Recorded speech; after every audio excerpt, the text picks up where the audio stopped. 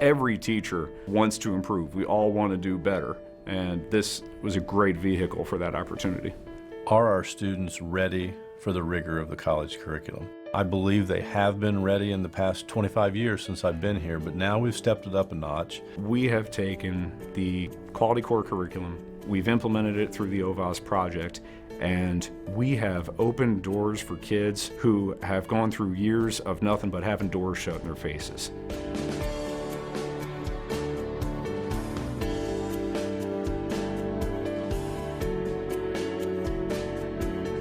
Our community, like many others, has struggled. It's not been an easy economic time. Jobs have left, plants have left. The fact that we've been able to, in just 3 years, take kids from this situation and challenge them more and go, here, this is your key to college and a career and success if you choose to take it. And as with any change, it was not sunshine and flowers and skipping and dancing. The high school teachers do not typically get value-added reporting. When we got our first round of teacher value-added reports, most of our teachers, including their principal, looked at it and went, this is interesting. What do I do with this? At the beginning, a lot of kids are like, oh my gosh, another test. The first year, the kids didn't really care at all. We didn't put any sort of a grade attached to it. I mean, I remember one class, I had 6 kids that bubbled an A for every single answer and turned it in 5 minutes. The statistical analysis, the box and whisker plots, it was difficult because it was new. A lot of veteran teachers were, oh, you know, here's the new thing that's coming through. But I guess I was new in the teaching, so I was, you know, bright eyes and just trying to take everything in. If I could embed all of that good stuff in my teaching, then I would be way better off.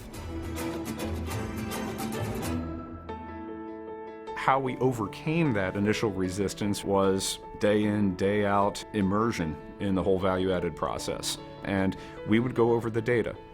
Because when you have the opportunity to look at your own data with your students, especially over time, that's pretty tough to argue with. I mean, you have to look at it and acknowledge it because it's a snapshot, a real-time snapshot of what you've been doing.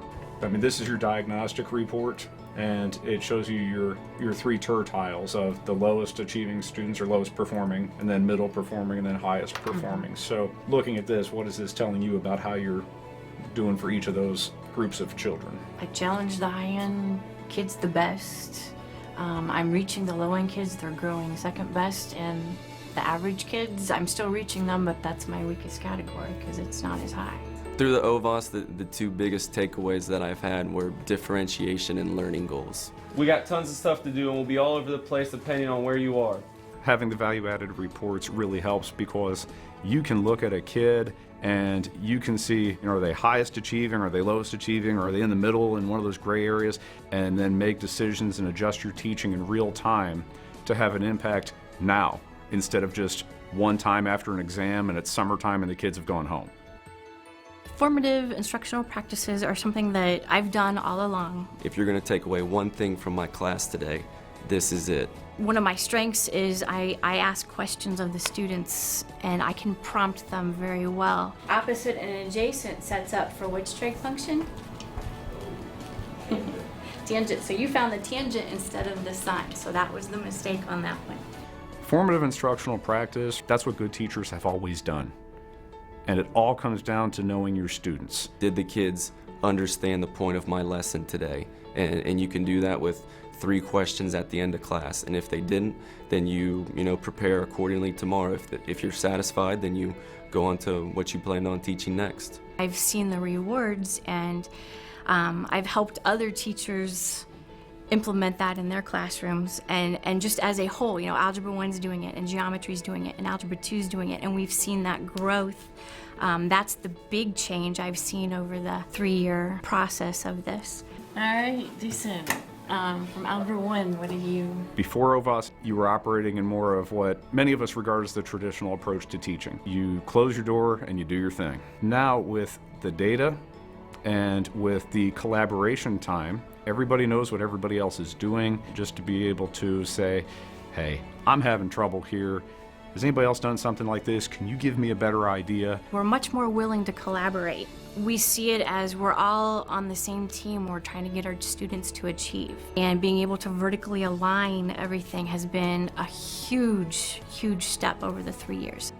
In this day and age, the principal really has to act as the instructional leader for the building.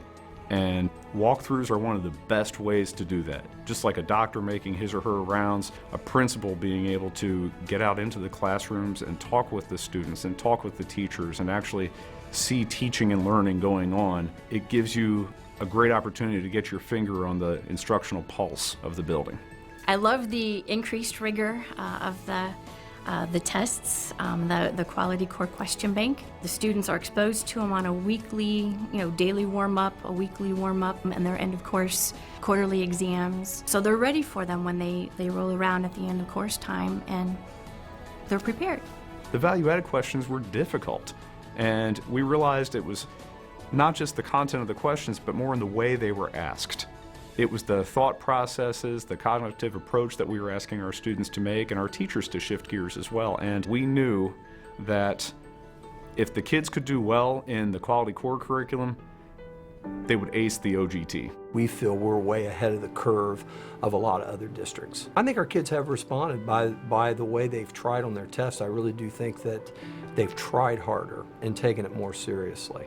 I think that's true. I think at first they were a little caught off guard of more testing, but in last year's setting, kids were a lot more prepared and ready and didn't question those ideas as much. We're third in the state in biology. We're sixth in the state in Algebra 2. And there's a love for our community and a love for our schools here, and doing a project like this and achieving the way our students have achieved is just really exciting times for us.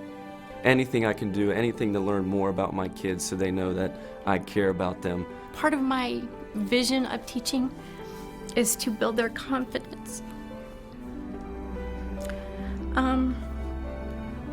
I want them to be everything they can be. And this has helped make that possible.